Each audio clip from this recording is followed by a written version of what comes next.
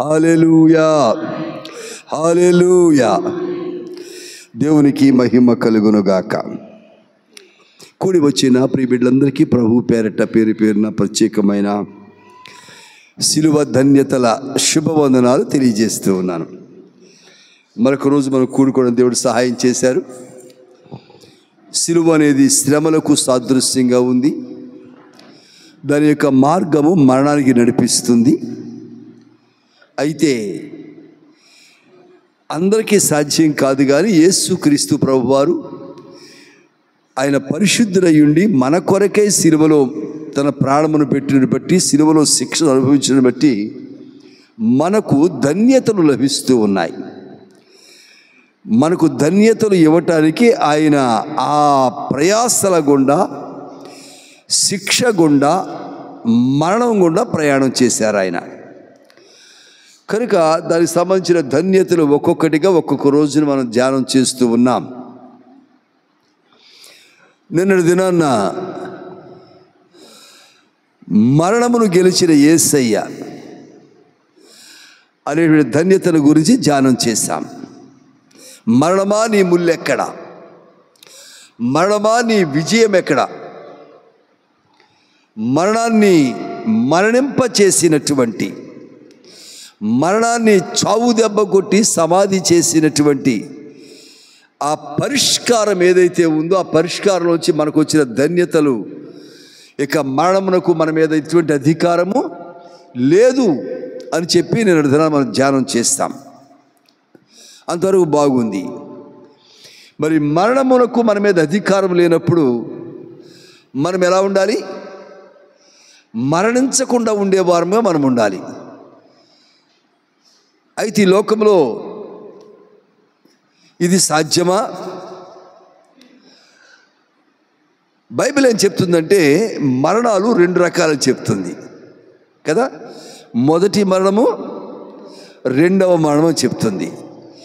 మొదటి మరణం అనేది అందరూ పొందుకోవలసిందే.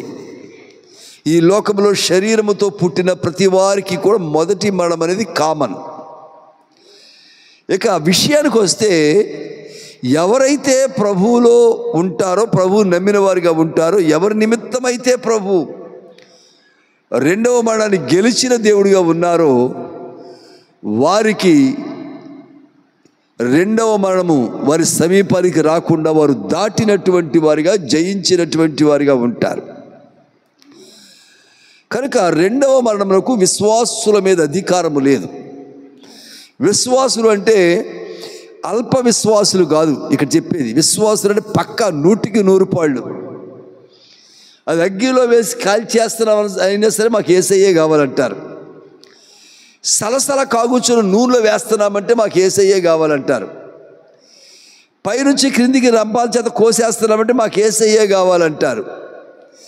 ఎంత బాధ పెట్టినా, శ్రమ పెట్టినా, తుపాకుల చేత కాల్చేస్తామన్నా, కత్తితో పొడి చేస్తామన్నా మాకు యేసయ్యే కావాలంటారు. వారు విశ్వాసులు. వారికి రెండవ మరణం మీద, ఆ రెండవ మరణానికి వారి మీద ఎటువంటి అధికారము లేకుండా ఆ మరణాన్ని గెలిచిన వారిగా యేసయ్య వారిని బలపరుస్తూ ఉన్నారు. దేవునికి స్తోత్రం, హల్లెలూయా. బైబిల్ ప్రకారం గమనిస్తే మరణాలు 7 రకాలుగా ఉన్నాయి. 7 రకాల మరణాలను మనకు చూపిస్తుంది బైబిల్. దేవుని చిత్తం మీద మరొకసారి 7 రకాల మరణాలు ఏంటో చూద్దాం. అసలు మరణం అంటే ఏంటి? అసలు మరణం అంటే ఏంటి? మరణానికి మనం భయపడుతూ నేను అనుకున్నాం. మనం ఎవరు దేనికి భయపడినా, భయపడకపోయినా దేనికి భయపడతారంట? మరణానికి భయపడాల్సిందే, మరణానికి తల ఒగ్గాల్సిందే.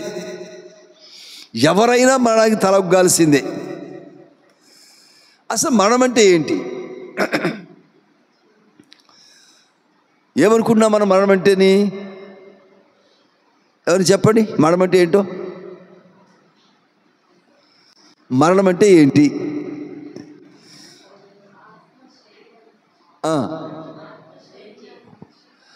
ఆత్మ శరీరాన్ని విడిచిపెడితే మరి ప్రాణం పోతే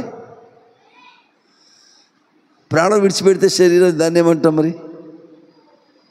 కరెక్ట్, అది ఆన్సర్ కరెక్ట్. అది కొంచెం క్లారిటీ.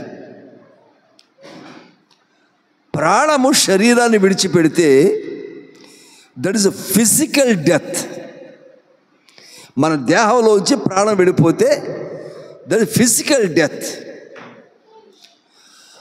ఆత్మ విడిచి వెళ్ళిపోతే దట్ ఈస్ స్పిరిచువల్ డెత్. శరీరము, ప్రాణము, ఆత్మ, 3 కదా ఉన్నాయి. శరీరము, ప్రాణము, ఆత్మ, మన త్రిత్వం కదా. సో ప్రాణం విడిచి వెళ్ళిపోతే ఫిజికల్, ఆత్మ విడిచి వెళ్ళిపోతే స్పిరిచువల్. అయితే ఇంకొక చిన్న క్లారిఫికేషన్, ఇంకా కొంచెం మైన్యూట్గా, ఇంకా కొంచెం సూక్ష్మంగా గమనించినప్పుడు, ఈ ప్రాణం ఎలాగో శరీరాన్ని విడిచిపెట్టేస్తుంది, కానీ ఆత్మ శరీరాన్ని కాదు విడిచిపెట్టేది, దేవుడిని విడిచిపెట్టేస్తుంది. That is second death.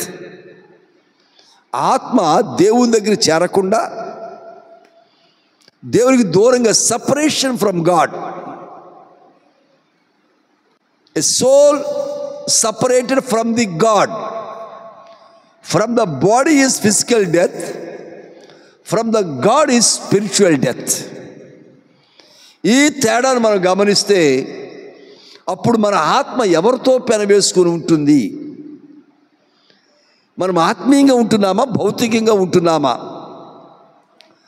మనము భౌతిక విశ్వాసంతో ఉంటున్నామా, ఆత్మీయ విశ్వాసంతో ఉంటున్నామా?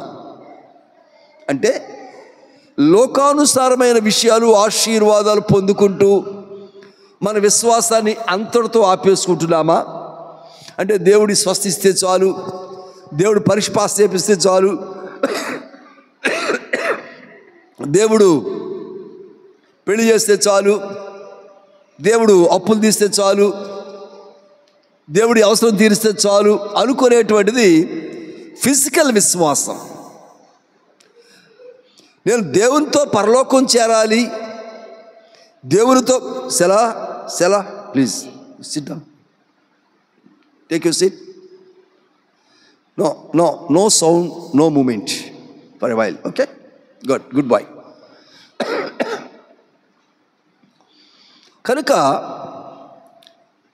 దేవునితో పాటు దేవుని రాజ్యంలో ఉండాలి అని మన విశ్వాసము కలిగి ఆ రీతిగా ఉండగలిగితే అది స్పిరిచువల్, ఆత్మీయమైన విశ్వాసం అవుతుంది. ఒకటి భౌతికపరమైన విశ్వాసము, రెండవది ఆత్మీయమైన విశ్వాసం. ఎందుకు అంటే మరణం కూడా భౌతికంగా ఉంది, ఆత్మీయంగా ఉంది కనుక ఈ రోజున మనము నిన్నటి దినాన మరణము గెలిచిన యేసయ్యను జ్ఞాపకం చేసుకుంటే, ఆ యేసయ్య శిలువలో నుంచి మనకిస్తున్న ధన్యతలైనటువంటి లైఫ్, బ్రతుకు, జీవము గురించి కొన్ని విషయాలు జ్ఞాపకం చేసుకుందాం. మొదటి కొరింథీయులకు రాసిన పత్రిక 15వ అధ్యాయము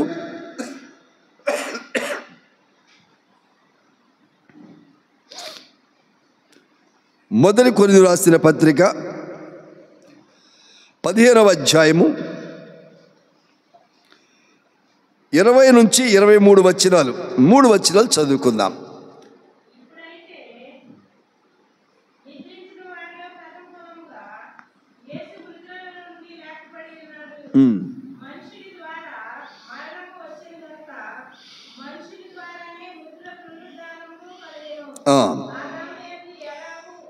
ఆదామునందు అందరూ ఎలాగూ మృతి పొందుచున్నారో అలాగుననే క్రీస్తునందు అందరూ బ్రతికింపబడుదురు. చదువునిక. ప్రతివాడును తన వరుసలోనే బ్రతికింపబడును. అయితే ప్రథమ ఫలము క్రీస్తు, ఆ తర్వాత క్రీస్తు వచ్చినప్పుడు ఆయన వారు బ్రతికింపబడుదురు. దేవునికి స్తోత్రం చేద్దాం. హల్లెలూయా. ఇక్కడ బ్రతికింపబడుదురు అని 2 స్థలాల్లో చూస్తున్నాం. క్రీస్తునందు అందరూ బ్రతికించబడుదురు, అదొకటి. రెండవది, క్రీస్తు వచ్చినప్పుడు ఆయన వారు బ్రతికించబడుదురు అనే మాట రెండోసారి చూస్తున్నాం. ఒకటి, అందరూ బ్రతికించబడుదురు. రెండవది, ఆయన వారు మాత్రమే బ్రతికించబడతారట. ఎవరు ఆయన వారు అంటే దేవుని దగ్గర తరం భేదాలు ఉన్నాయన్నమాట. ఉన్నాయా లేవా? ఆ విషయం మనం స్పష్టంగా 7 గంటల ప్రార్థనలో చూసాం. మనం యోహాను సువార్త 17వ అధ్యాయంలో ఉంటుంది, 9వ వచనంలో, నీవు నాకు అనుగ్రహించిన వారు నీ వారై ఉన్నందున వారి కొరకే ప్రార్థన చేయుచున్నాను. అంటే అందరి కొరకు యేసు ప్రభు ప్రార్థన చేయటం లేదు. ఎవరైతే తన వారు ఉన్నారో, దేవుని చేత అనుగ్రహించబడ్డారో వారి కొరకే ప్రార్థన చేయబడుతున్నారు. అంటే ఇప్పుడు అందరి కొరకు రక్తం చిందించారా? అందరి కొరకు ప్రాణం పెట్టారు. ఇప్పుడు కొంతమందికి ప్రాణం పెట్టి కొంతమంది కొరకే రక్తం చిందించారు ఆయన. అమ్మా, అందరి కొరకు రక్తం చిందించారు, అందరి కొరకు ప్రాణం పెట్టారు ఆయన. అయితే బ్రతికింపబడేసరికి వచ్చేసరికి మళ్ళీ ఏమంటున్నాడంటే తన వారు మాత్రమే బ్రతికించబడతారు అని చెప్తున్నాడు. దేవునికి మహిమ కలుగును గాక. అంటే ఎవరు తన వారు? మరి ఇప్పుడు అందరి కొరకు రక్తం చిందించినప్పుడు, అందరి కొరకు ప్రాణం పెట్టినప్పుడు, యేసుక్రీస్తు ప్రభు ఎందరికీ ప్రభు? అందరికీ ప్రభు అంటున్నాడు కదా. మరి ఇప్పుడు తన వారిని ఎందుకు అంటున్నాడు? కొంతమంది గురించే ప్రార్థన చేస్తారని చెప్పి అక్కడ చూచాము. తన వారే బ్రతుకుతారని ఇక్కడ చూస్తున్నాం మనం. అంటే ఎప్పుడైతే యేసుక్రీస్తు ప్రభు వారు తను గాయపరచబడి రక్తమును పూర్తిగా చిందించి వేసి తన ప్రాణమును శిలువలో మన కొరకు పణంగా పెట్టారో, ఆ విషయాన్ని నమ్మినటువంటి వారందరూ కూడా బ్రతుకుతారు. దేవునికి మహిమ కలుగును గాక. మరి యేసు ప్రభు నమ్మనటువంటి వారు ఉన్నారు కదా, నా కొరకు ప్రాణం పెట్టని విశ్వసించినటువంటి వారు ఉన్నారు కదా, ఇంకా క్రైస్తవేతరులు ఉన్నారు కదా, వారు కూడా బ్రతికించబడతారు. కానీ వారు నరకానికి నడిపించబడతారు, వీరు పరలోక రాజ్యానికి నడిపించబడి అక్కడ బ్రతుకుతూ ఉంటారు. మీకు ఒక సంగతి జ్ఞాపకం చేస్తాను. ధనికుడైనటువంటి వాడు, పేదవాడైన లాజరు ఇద్దరు చనిపోయారు. ఇద్దరికీ మరణం వచ్చింది. ఇప్పుడు ధనికుడు ఎక్కడున్నాడు? అగ్ని గంధకములతో మండుచున్న గుండాల్లో పడవేయబడ్డాడు. పేదవాడైన లాజరు అబ్రహాము రొమ్మును ఆనుకొని ఉన్నాడు. ఇప్పుడు ఎవరు బ్రతికించబడ్డారు వీరిద్దరిలోనూ? లాజరు బ్రతికించబడ్డాడు. లాజర్నే బ్రతుకుచున్నవాడు అంటారు, ధనికుడిని బ్రతుకుచున్నవాడు అనరు. చనిపోయిన వాడు, ఎందుకంటే అగ్నిగుండంలో పడవేయబడ్డాడు. అది ఒక బ్రతికేనా? అది ఒక జీవితమేనా? అది కూడా జీవమేనా? కాదు కదా. కనుక బ్రతికింపబట్టం అంటే ఏంటంటే ప్రభువుతో పాటు నిత్య రాజ్యంలో ఉండగలగటం. అది బ్రతికించబట్టం అంటే. అందుకే అందరూ కాదట బ్రతికించబడేది. మిగల్చబడినటువంటి వారు, మిగిలిపోయిన వారు నరకంలో విసిరివేయబడతారు. వారిని బ్రతికిన వారు అని చెప్పి అనరు. నరకంలో అగ్నిగుండాలతో ఉన్నటువంటి వారిని బ్రతుకుచున్నవారు అనరు. వారు నశించిపోయిన వారు, వారు నాశనమైపోయిన వారు, వారు ప్రభువును తిరస్కరించిన వారు, వారు దేవునికి అవిధేయులైనటువంటి వారు, వారు ప్రభువుని ఎంత మాత్రము ఘనపరచనటువంటి వారు, ప్రభు మరణాన్ని ఎంత మాత్రము విశ్వసించిన వారు, ప్రభు యొక్క పునరుత్థాన శక్తిని ఎంత మాత్రము యోగ్యముగా ఎంచని వారు నరకములో విసిరివేయబడతారు. కనుక వారు బ్రతుకుచుండడం అదిగా లెక్క. ఎవరు బ్రతుకుచున్నారు అంటే సమాధానకరముగా నెమ్మది కలిగి ఎవరైతే ఉన్నారో వారు బ్రతుకుచున్నవారు, వారు ప్రభువుతో పాటు ఉంటారు. కనుక అందరూ బ్రతుకుతారని ముందేమన్నాడు? అలాగుననే క్రీస్తునందు అందరూ బ్రతికించబడుదురు.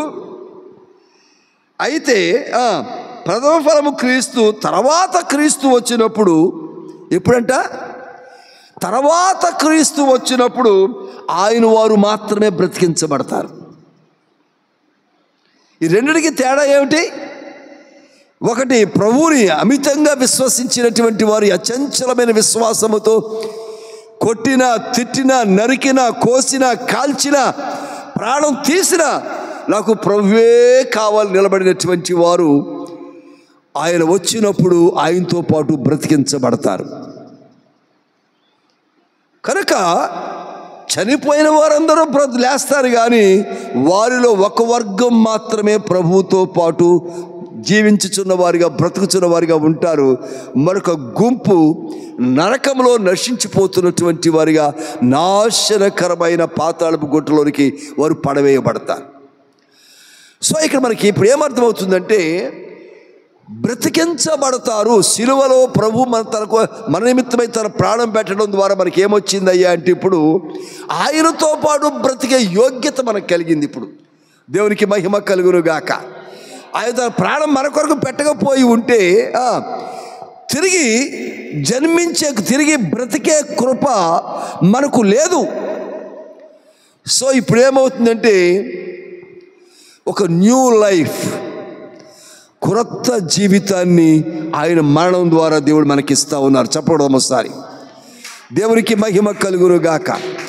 ప్రభు శిలువలో తన మరణాన్ని పెట్టడం ద్వారా మనకేం దొరికిందయ్యా అంటే, మరణమాని ముల్లెక్కడ, మరణమాని విజయం ఎక్కడ, వేర్ ఇస్ యువర్ స్టింగ్ అని మరణపు ముళ్ళును విరిచివేసిన ఆ యేసయ్య మరణం ద్వారా విశ్వాసులమైన మనకేం కలుగుతుందంటే, పునరుత్థాన శక్తి ద్వారా ప్రభువుతో పాటు మనం బ్రతికింపబడుచున్నటువంటి వారముగా ఓ క్రొత్త జీవితం, ఒక న్యూ లైఫ్ అనేటువంటిది దేవుడు మనకిస్తూ ఉన్నారు. దేవునికి మహిమ కలుగును గాక. కనుక గమనించినప్పుడు దానియేలు గ్రంథం 12వ అధ్యాయం 2వ వచనములో, దానియేలు గ్రంథం 12వ అధ్యాయం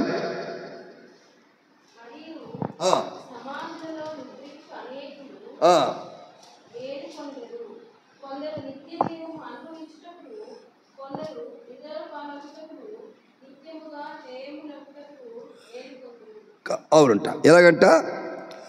సమాధులలో నిద్రించు అనేకులు మేలుకొనిదరు.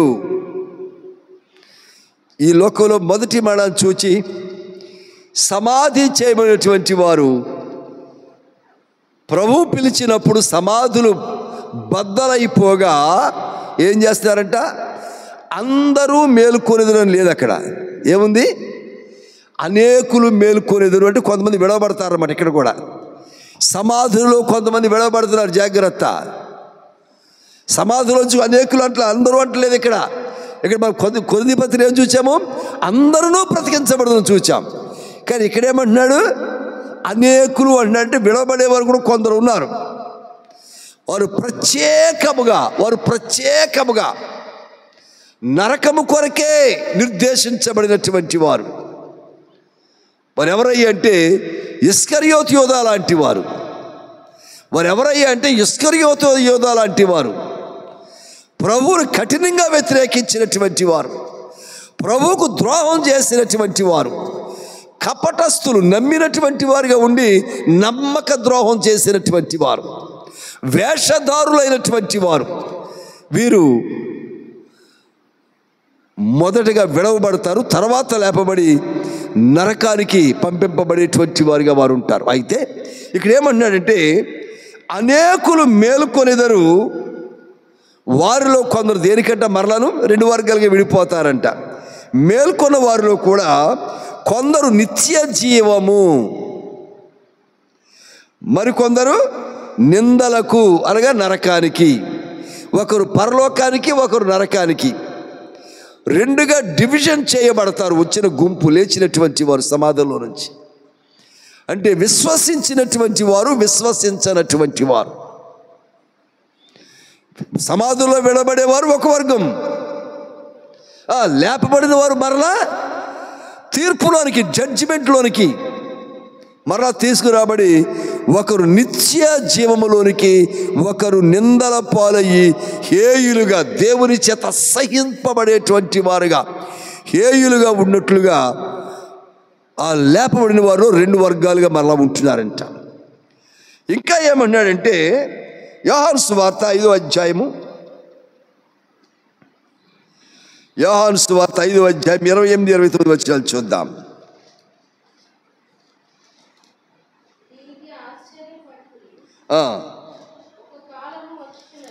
ఒక కాలము వచ్చుచున్నది,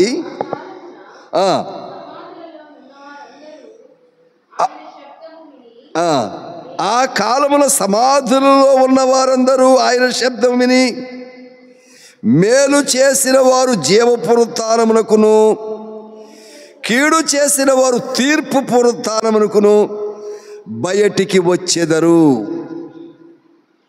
మేలు చేసిన వారు, కీడు చేసిన అందరూ లేస్తారట ఇక్కడ. కానీ ఏమంటున్నాడు? మేలు చేసినటువంటి వారు మేలు కొరకు, కీడు చేసినటువంటి వారు కీడు కొరకు వారు సమాధుల్లోంచి లేపబడుతున్నారు. ఒకవేళ సమాధుల్లోంచి లేపబడిన తర్వాత ఎవరైతే కీడు కొరకు లేపబడ్డారో వారు, ప్రభు అప్పుడు అలా జరిగింది ప్రభువా, అందుకే నేను అలా ప్రవర్తించాను, కానీ లేకపోతే నువ్వంటే నాకు చాలా ఇష్టం ప్రభువా అని చెప్పామనుకోండి, ప్రభు వింటాడప్పుడు? అది చెప్పే ఛాన్స్ లేదు అక్కడ. లేచి క్యూలో నిలబడటం తప్ప నువ్వు మాట్లాడి ఒప్పించి కన్విన్స్ చేసి కావాలంటే మా పాస్టర్ గారిని అడగడం ప్రభువా, నో రికమెండేషన్స్ ఇవ్వడం. అక్కడ పాస్టర్ గారు ఇంకెంత గందరగోళంలో ఉంటాడు ఇప్పుడు. అక్కడ విశ్వాసులు బెటర్ కదా, ఎక్కువ పాప భారం వచ్చేది పాస్టర్ గారి మీద, సేవకుల మీదకే. అందుకనే ప్రభు ఏమంటా అంటే మీరు అసలు బోధకులే కావద్దు అన్నాడు. డబల్ శిక్ష సేవకులకి. అంటే బోధించి ప్రకటించి, క్రమాన్ని ప్రకటించి మీరు భ్రష్టులు అయిపోతారంట సేవకులు, రాబోటోళ్ళు. అందుకని చెప్పేసి అసలు మీరు సేవకులు, బోధకులు కావద్దు, ఎందుకంటే బోధకులకు రెట్టింపు శిక్ష ఉంది అన్నాడు. సో అక్కడికి వచ్చిన తర్వాత ప్రభు కాదు, మా పాస్టర్ గారు ఎక్కడ ఉన్నాడు? అక్కడ కుదరదు. కానీ అక్కడేమో అనుకోకండి, మా పాస్టర్ గారు చెప్తారు నా కోసం నేనేం చేశాను, నేను ఎలా మాట్లాడేదాన్ను, నేను ఎలా ఉండేవాడును, నేను ఎంత చేశాను. అక్కడ కుదరదు ఇవన్నీ కూడా. ఎందుకంటే ఇక్కడ మనం చేస్తూ ఉండగానే ప్రభువు దగ్గర రికార్డ్ అయిపోతూ ఉంటాయి. ఇక్కడ మన హృదయం ఏంటో, ఏ ఉద్దేశంతో ఇక్కడ మనం ఉంటున్న మందిరంలో ఉంటున్నామో, సేవకులతో ఉంటున్నామో, దేవునితో గడుపుతున్నామో, ఆ ఉద్దేశాలు రికార్డు అవుతాయి. అక్కడ పనులు కాదు రికార్డు అయ్యేది. ఏం రికార్డు అవుతాయి? మనస్తత్వం రికార్డు అవుద్ది. ఇక మనస్తత్వం నాది కాదు ప్రభు అని చెప్పడానికి ఉండదు కదా అవకాశం. ఇప్పుడు మనం ఆ రోడ్డు నేను వెళ్ళొద్దు అన్నాను కదా, అటు ఎందుకు వెళ్ళావు అన్నా అనుకోండి. ఇప్పుడు అటు రోడ్డు నేను వెళ్ళొద్దు అన్నాను కదా, ఎందుకు వెళ్ళావంటే అటు తారు వేస్తున్నారు, రోడ్డు వేస్తున్నారు, అందుకని తిరిగి వచ్చి చెప్పడం ఉంది చెప్పేదానికి. కానీ అటు కావాలని వెళ్ళావు నువ్వు అటు రోడ్లో. నీ ఉద్దేశం ఏంటి? అటు వెళ్దామని నాకు చెప్పడం, రోడ్డు వేస్తున్నారు కాబట్టి ఖాళీ లేదు కనుక చెప్తున్నావు నాకు నువ్వు. కానీ ఇప్పుడు అక్కడ ఏం రికార్డు అవుతుంది దేవుని దగ్గర? రోడ్డు వేస్తున్నారు అనేది రికార్డు కాదు, అటు వెళ్ళే ఉద్దేశం ఉందిగా నీకు, ఆ ఉద్దేశం రికార్డు అవుద్ది. మరి ఇప్పుడు దేవుని దగ్గర తప్పించుకోగలమా మనము? అందుకే చాలా స్పష్టంగా ఏమన్నారంటే ఒక కాలము వచ్చుచున్నది అంటే సమాధులందేమో దానియేలు గ్రంథంలో చదివినట్లుగా అనేకులు, అంటే కొంతమంది విడిచిపెట్టబడ్డారు, వారు కూడా సమాధుల్లోంచి విడిచిపెట్టబడినటువంటి వారు కూడా సమాధుల్లోంచి లేపబడేటువంటి మరొక కాలం వస్తుందంట. ఆ కాలం వచ్చిన తర్వాత మొదటగా సమాధులోంచి లేచిన వారు, మొదటిసారి విడిచిపెట్టబడి మరలా తిరిగి రెండోసారి లేపబడినటువంటి వారు, వీరందరూ కూడా ఆయన శబ్దము విని, ఏ శబ్దం విని లేస్తారంట? ఆయన శబ్దం విని సమాధిలోంచి లేస్తారట. సమాధిలో ఏం శబ్దాలు ఉంటాయో మరి. మొన్న ఒక ఆయన ఎవరో కుమార్తె చనిపోతే ప్రేమతో లోపల ఒక కరెంటు వైర్ పెట్టి, ఒక ఫ్యాన్ పెట్టి, ఫ్యాన్ కనెక్షన్ ఇచ్చి, ఒక కెమెరా కూడా పెట్టాడు. ఆయన కెమెరా కూడా పెట్టాడు సమాధి లోపల, పైన సమాధి ముగించేశాడు కూతురు మీద ప్రేమతోటి. అయితే రకరకాల శబ్దాలు ఆ కెమెరా రికార్డ్ అయినాయి అంట. గమనించుదాం, మనుష్యుల శబ్దాలు వినపడవు కానీ దేవుని స్వరం స్పష్టంగా వింటారు సమాధిలో ఉన్నటువంటి వారు. చెప్పకూడదు ఒకసారి. దేవునికి మహిమ కలుగును గాక. మనుషుల శబ్దాలు వినపడవు కానీ దేవుని స్వరాన్ని వారు వినగలుగుతారు. అందుకంటున్నాడు ఆయన ఇక్కడ, ఆయన శబ్దము విని మేలు చేసిన వారు జీవ పునరుత్థానమునకును, కీడు చేసినటువంటి వారు దేనికంట? జడ్జిమెంట్. గమనించాలి ఇక్కడ. అంటే ఇప్పుడు జడ్జిమెంట్ ఎవరికి ఉంది? కీడు చేసినటువంటి వారు జడ్జిమెంట్ క్యూలో నిలబడతారు. ఇక్కడ మేలు చేసినటువంటి వారు డైరెక్ట్గా వెళ్ళిపోతారు. అలాగా కీడు చేసినటువంటి వచ్చి ఇక్కడ ఒప్పుకొని ఏం జరిగింది ఏమిటని చెప్పేసి ఆర్గ్యుమెంట్ జరిగిన తర్వాత అప్పుడు వారికి తీర్పు ఇవ్వబడుతుంది. కనుక మేలులో కీడును మనం జ్ఞాపకం చేసుకున్నాం. ప్రభు అంటున్న మాట ఏంటంటే, మన ఎదుట 2 మార్గాలు పెట్టాడంట. ఏంటి ఆ మార్గాలు? జీవ మార్గము, మరణ మార్గము. జీవ మార్గము, మరణ మార్గము ఎదురు పెట్టాను నేను అంటున్నాడు ప్రభు. ఇప్పుడు మనం గమనించినప్పుడు ఏదైనా వరములో ఆదాముకు దేవుడు చెప్పిన మాట ఏంటంటే, ఈ పండు తినదిన నీవు నిశ్చయముగా చచ్చెదవు. మన మరణం నుంచి జ్ఞాపకం చేసినప్పుడు ఖచ్చితంగా ఈ వాక్యాన్ని జ్ఞాపకం చేసి, ఎందుకంటే అక్కడ స్టార్ట్ అయింది కనుక మరణం. మనిషికి మరణం అనేది అక్కడ ఏ దినంలో స్టార్ట్ అయింది కనుక ప్రతి మరణంలోనూ మనం జ్ఞాపకం చేసుకోవాలి ఇది. అయితే నిశ్చయంగా నువ్వు చచ్చదు అన్నప్పుడు దేవుడు ఏం చేశారంటే పనిష్మెంట్గాను ఏదేను వరములోంచి బయటికి పంపించేసి ఆ ఏదేను వరము చుట్టూ కూడా ఖడ్గజ్వాలలు కావలిగా పెట్టేశారు ప్రభు. మరలా తిరిగి ఎంటర్ కావడం, రీఎంటర్, నో రీఎంట్రీ. అందుకు ఖడ్గజ్వాలలు పెట్టేశారు ప్రభు. అంటే ఒకప్పుడున్న సేఫ్టీ ప్లేస్ నుంచి, ఒకప్పుడున్న ప్రశాంతత నుంచి, ఒకప్పుడున్న పరిశుద్ధతలో నుంచి, ఒకప్పుడున్న జీవంలో నుంచి ఇప్పుడు వారు ఎక్కడికి వచ్చేసారయ్య అంటే శాపగ్రస్తమైనటువంటి దానికి పంపించబడ్డారు. వారు పంపించి వేయబడ్డారు. సో మరలా వారు తిరిగి వెళ్ళటానికి ఇక్కడ అవకాశం లేదు. అయితే ప్రభు ఏమంటున్నారంటే, జీవ పునరుత్థానంలో ఉన్నటువంటి వారు తిరిగి ఏదేను వనానికి సాదృశ్యమైనటువంటి పరలోక రాజ్యాన్ని స్వతంత్రించుకుంటారు. దేవునికి మహిమ కలుగును గాక. ఏదేను వనానికి సాదృశ్యమైన పరలోకము, ద రిసెంబలెన్స్, ఇది షేడ్, మనకి నీడ. పరలోకం యొక్క నీడ ఏదేను వనంలో ఉంది కనుక ఈ ఏదేను వనము గెలిచినటువంటి వారు, పాపమును గెలిచినటువంటి వారు, ప్రభువుతో నడిచినటువంటి వారు, ప్రభువును కలిగి ఉన్నటువంటి వారు, ప్రభు నామాన్ని ఘనపరిచినటువంటి వారు ప్రభుతో పాటు జీవ పునరుత్థానమును కలిగినటువంటి వారుగా వారు నడిపించబడుతూ ఉంటారు. కనుక అంటున్నాడు ఇక్కడ, మొదటి తెస్సలోనికీయులకు రాసిన పత్రికలో ప్రభు యొక్క శబ్దం ఏంటో చూద్దాం. మొదటి తెస్సలోనికీయులకు రాసిన పత్రిక 4వ అధ్యాయం 16వ వచనం.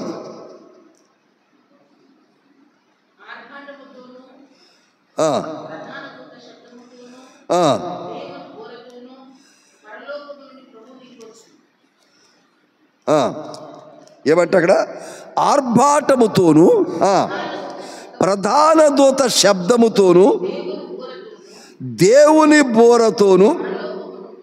అంటే ఎన్ని వచ్చింది ఇప్పుడు ఇక్కడ? మొదటి తెస్సలోనికీయులకు రాసిన పత్రిక 4వ అధ్యాయం 16వ వచనం.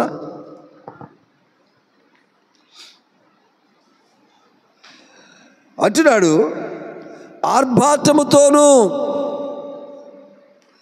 తర్వాత ఏముందంట? ఆర్భాటం అంటే కోలాహలం, అంతే కదా, హడావుడి, హంగామా. ఆ హంగామాలో ఏముంటుంది అంటే ప్రధాన దూత శబ్దము. ఎవరి ప్రధాన దూత? మిఖాయేల్. మన మోషే గురించి మనం 7వ తారీఖు మనం ధ్యానం చేసినప్పుడు చెప్పాను మీకు నేను. ప్రధాన దూత ఎవరయ్యా అంటే మిఖాయేల్. మిఖాయేల్ దూత అంటే మిఖాయేల్ దూత శబ్దం ఒకటి ఉందంట. రెండో శబ్దం ఏంటంటే దేవుని బోర అంటున్నాడు ఇక్కడ. అంటే ఎన్ని శబ్దాలు వస్తాయి ఇప్పుడు అమ్మా? 2 రకాల శబ్దాలు వస్తాయి. దానికంటే ముందు కోలాహలం, ఆర్భాటం అనే శబ్దం ఉంది. అంటే 3 రకాల శబ్దాలు వస్తాయి. బాగా గమనించాలి ఇక్కడ. ఒకటి కోలాహలం, ఆర్భాటం ఉంది. రెండోది ఏముంది? ప్రధాన దోష శబ్దం ఉంది.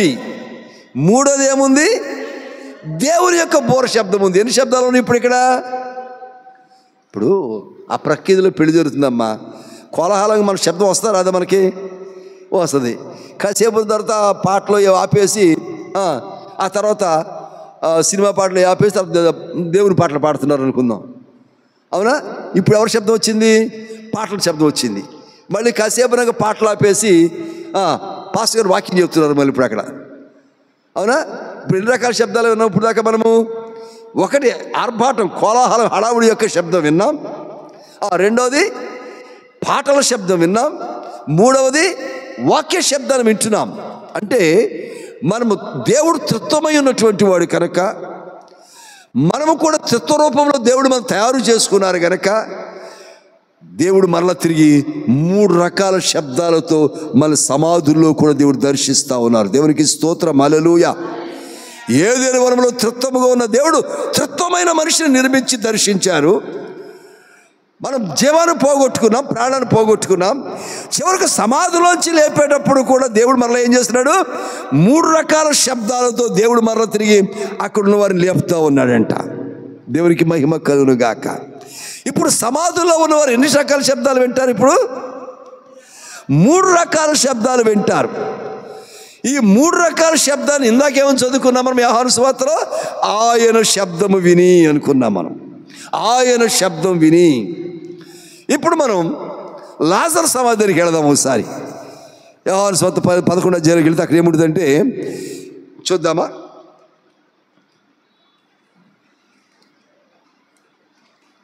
యోహాను సువార్త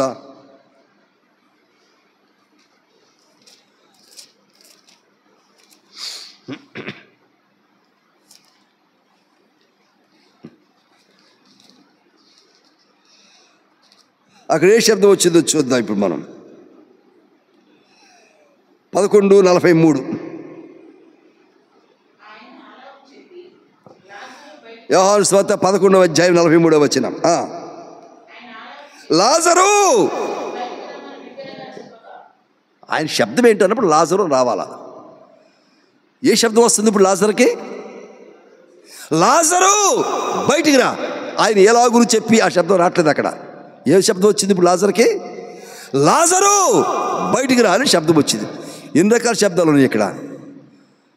ఒకటే. అంటే త్రిత్వమైనటువంటి దేవుడు, ఆయన ఒక్కడే దేవుడు కనుక శబ్దం 3 రకాలుగా వచ్చిన శబ్దము కూడా యేసయ్య శబ్దంగా రాబోతా ఉంది మనకి. దేవునికి స్తోత్రం, హల్లెలూయా. త్రిత్వమైన దేవుడు ఒకటే దేవుడు. త్రిత్వమైన మనిషి కూడా ఒకటిగానే ఉన్నాడు ఈ రోజున. శరీరము, ప్రాణము, ఆత్మ ఇవి విడిపోతున్నాయి. ఈ శరీరము, ప్రాణము, ఆత్మ సపరేట్ అయిపోయి ఒకదాని కూడా సపరేట్ అయిపోయిన తర్వాత మరలా తిరిగి 3 రకాల శబ్దాలు ఒకే శబ్దంగా ఏకీభవించి వచ్చినప్పుడు లోపల ఉన్నటువంటి సమాధులు లోపల ఉన్నటువంటి విడిపోయినటువంటి 3 పార్టులు అయినటువంటి శరీరము, ప్రాణము, ఆత్మ ఒక్కడిగా అయిపోతాయి అంట. చెప్పలు కొడదాం. దేవునికి స్తోత్రం, హల్లెలూయా. అవి ఒక్కడిగా అయిపోతాయి అక్కడ. అంటే శబ్దం ఒకటిగానే ఉంది, కానీ ఎన్ని రకాలు ఉన్నాయి? 3 రకాల శబ్దాలు ఉన్నాయి అక్కడ. 3గా విడిపోయినటువంటి 3 భాగాలు కూడా ఇప్పుడు ఒక్కటైపోయి సమాధిలోంచి బయటికి రావాలా. ఒకవేళ విడివిడిగా వచ్చింది అనుకోండి, మనం ఏమంటాం చెప్పండి? ఇప్పుడు శరీరం, ప్రాణం లేని శవం నడిచి వస్తూ ఉంటే ఒప్పుకుంటామా? మనం ఒప్పుకోం. ఒకవేళ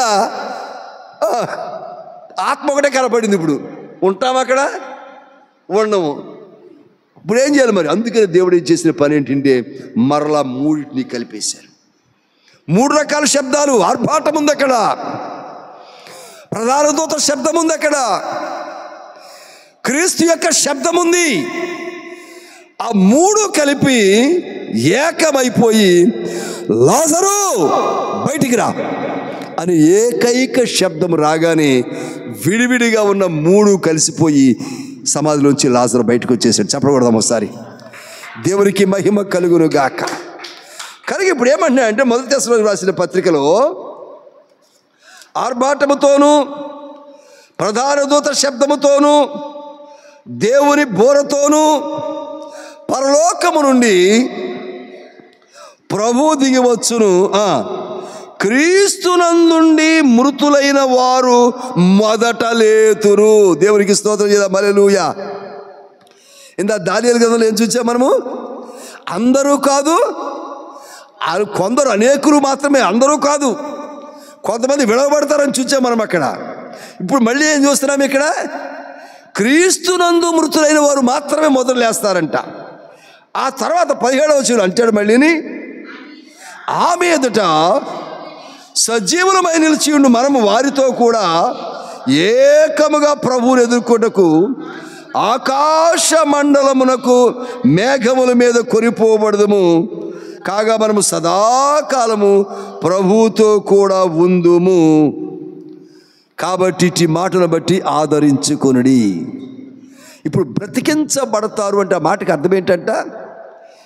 ఇందు మనం మొదటి కొరింథీయులో చూసాం కదా, 15వ అధ్యాయంలో వారు బ్రతికింపబడుదురు అంటే ఎక్కడ బ్రతికింపబడుతున్నారు? ఇప్పుడు ప్రభువుతో పాటు ఉన్నటువంటి వారు బ్రతికించబడినటువంటి వారు. ఎవరంటే బ్రతికించబడిన వారు? విడువబడినటువంటి వారు బ్రతికించబడిన వారు కాదు. నరకమున కొరకే సిద్ధపడిన వారు బ్రతికించబడిన వారు కాదు. తీర్పు ద్వారా నరకానికి అప్పగించబడేవారు బ్రతికించబడిన వారు కాదు. క్రీస్తుతో పాటు ఉన్నటువంటి వారే బ్రతికించబడినటువంటి వారు. అందుకే నిన్న మనం గమనించినప్పుడు అక్కడ చూసాం మనం,